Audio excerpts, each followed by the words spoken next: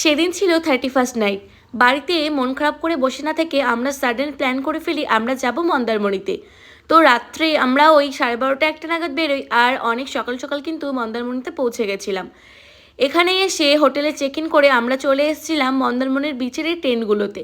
এখানে এসে তো হলো অনেক খাওয়া দাওয়া, পেয়ারা মাখা, কাঁকড়া কষা, ডাব, ডিমের ঝুরি ভাজা, চিকেন কষা আর আইসক্রিম।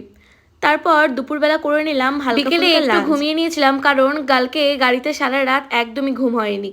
তো ঘুম থেকে উঠে ফ্রেশ হয়ে আমরা চলে এসেছিলাম বিচ মার্কেটের দিকে। আর এখানে দেখো ঝিনুক দিয়ে এই দুর্গা প্রতিমাটা কি সুন্দর করেছে। তারপর একটুখানি ফুচকা আর পকোড়া খেয়ে নিয়েছিলাম। আর এখানে দেখো নিউ ইয়ার উপলক্ষে কি সুন্দর বাজি ফোড়াচ্ছে, অনেক ফানুসও কিন্তু উঠছিল। তারপর নিচে বিচের দিকে নেমে গেছিলাম, আর এখান থেকে একটু স্প্রিং পটেটো, চা আর ভোলা মাছ ভাজা খেয়ে নিয়েছিলাম। রাত্রে ডিনার করে আমরা কিন্তু আবার বাড়ির জন্য বেরিয়ে পড়েছিলাম। তো বাই, দেখা হচ্ছে নেক্সট ব্লগে, টাটা।